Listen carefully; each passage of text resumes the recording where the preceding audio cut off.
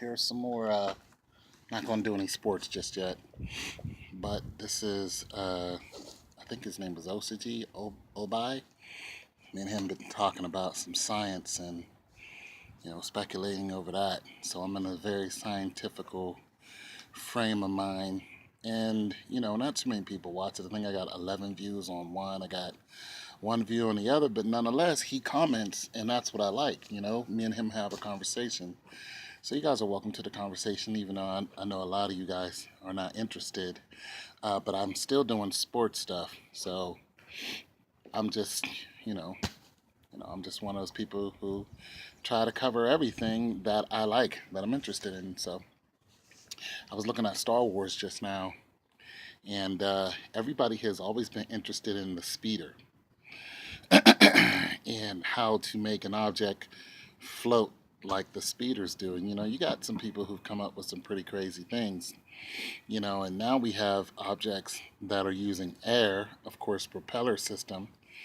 And I have a theory about a better propeller system too, that I'm going to try to build one of these days, when my mind is clear, when I have a clear channel.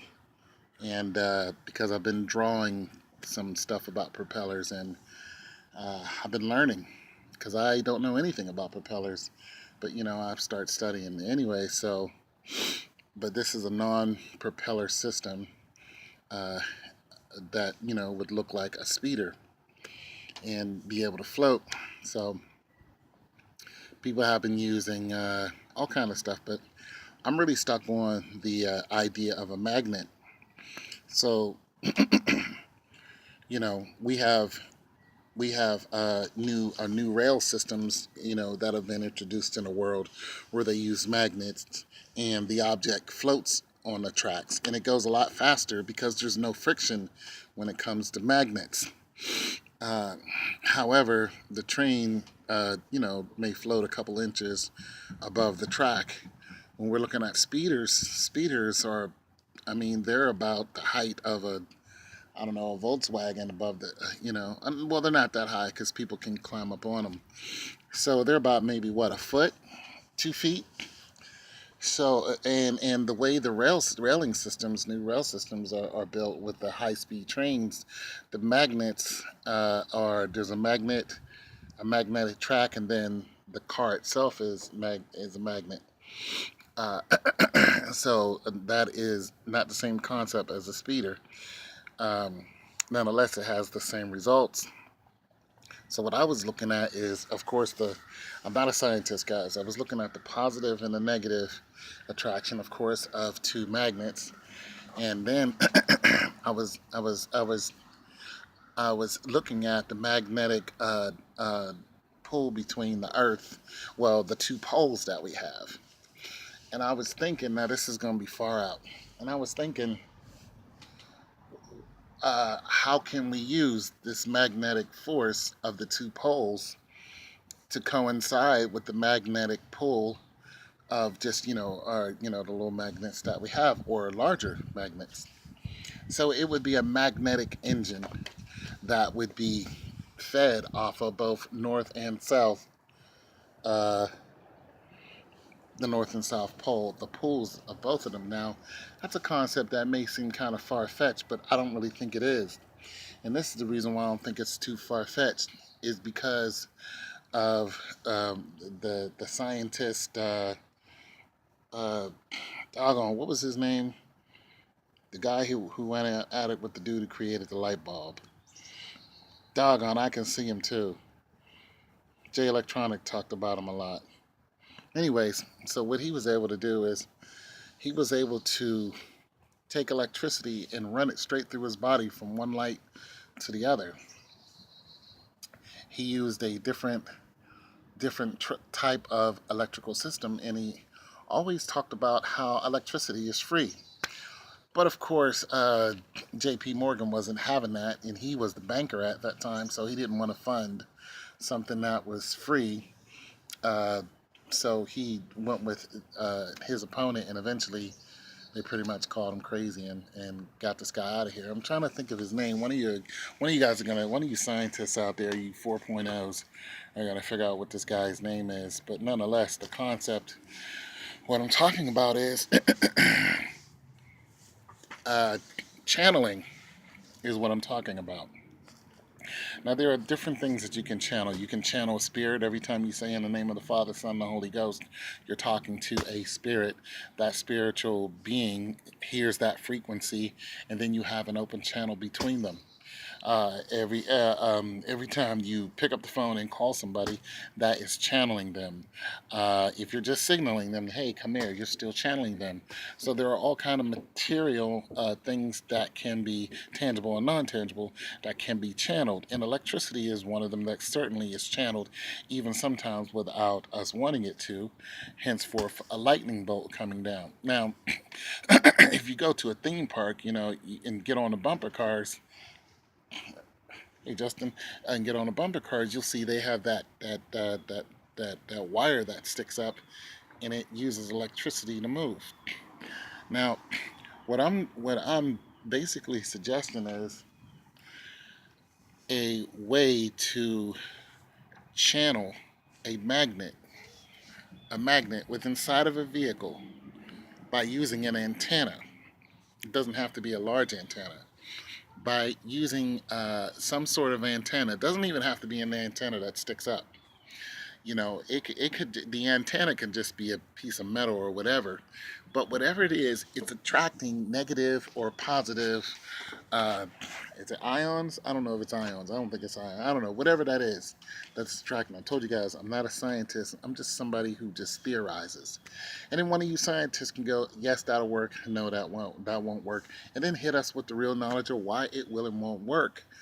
And that's fine with me, because I'm not looking to gain a Nobel Prize or anything. I'm just throwing this stuff out there because I'm interested in the conversation. So here's what I'm thinking. Okay, so let's just say you had a magnetic engine. Let's just say you had two magnets, right? Now, if you have two round magnets like this, negative and positive, there's a field in between them, right? That field is either going to cause it to come together or go apart. I'm thinking that same concept could be used for the ground. But if you used okay, so if you're using the magnetic pulse of north and south, and you tap into that, it's it, it, then you use the opposite in a small, very, very small manner. You can have an object float, because it's doing the same thing that the two magnets are doing. Are you guys with me? So then you would have to figure out what is the magnetic pulse of one direction or the other. What is the magnetic pulse of the North Pole? How much magnetism is it forcing? And then you would have to channel and say, okay, how much of that can I tap into? Then once you figure out how much you can tap into, you can gauge whatever magnet you're using inside of whatever vehicle it is, and you can just place that magnet in there, and that magnet will cause a force around the vehicle that will keep the vehicle afloat, and then probably projected if you're using enough pull. You guys understand what I'm saying? Conceptually, I can see it, but to put it all together, I'm not that dude. But the concept I can understand. So when I was looking at a speeder, I was just like, that's highly, highly possible if you knew what the magnetic force of of the North and South Pole is. Then you can just uh, tap into that force that we all know it can be tapped into, because that particular scientist, he had already done it. He done it with electricity, and he already said it's already there. These energies are already there. They're free. I mean, we pay for electricity. I remember when we started paying for electricity, I was like, why are we paying for electricity? You know what I mean? Like, why? It's because of people like J.P. Morgan and them. It's like, why are we doing this? We don't have to pay for electricity. Electricity is free. And that's always been my state of mind. So It is free, but they would have you think that electricity is not free. They would have you think that you have to pay for something that is free. It's just like water. Why are we paying for water? Why? Because somewhere along the line, we messed up the drinking water. So now the drinking water is filled with all kind of stuff that we don't want in our body. It created a market. Now you have Brita and you have all these other, you know, particular people who are selling you filters. It's like we didn't need this back in the 60s and 70s. We just drank the water. But now you need Ice Mountain or Nija or whatever the water is, and all these other kind of waters. And then when I taste Ice Mountain, I'm just like, you taste like the water that's coming out of my spigot. So what I'm saying is, electricity is free if we tap into it. You can create your own magnetic field off of the magnetic field that already existed. And if you find out how to create that magnetic field, I mean, you can even use the concept of a Jacob's ladder. How, electricity pulls from, it creates an arc from one place to another. It's the same concept, but you're not using electricity, you're using the power of a magnet. It's the same thing. What you're doing is you're creating a magnetic arc. It's the same thing. And once you put that magnetic arc into a vehicle and engage how much of a magnetic pull you want the vehicle to have, it would be just like turning a dial on the radio, how loud you want the sound to be. You'd be like, okay, I want my speeder to float this far off the ground. And once you have something that controls that gauge, your speeder will stay a foot off the ground. This is conceptually. It'll stay a foot off the ground because it's using a magnetic pulse that's already there. And it's using the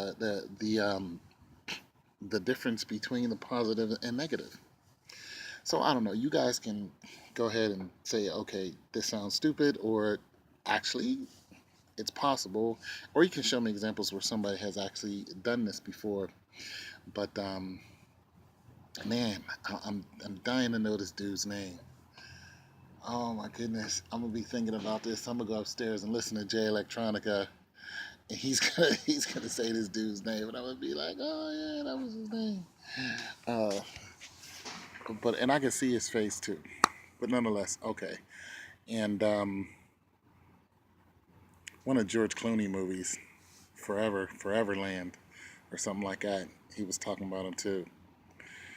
Same dude. But nonetheless, so that's what I got, you guys. And let me know what you guys think. It's your boy Tone 202.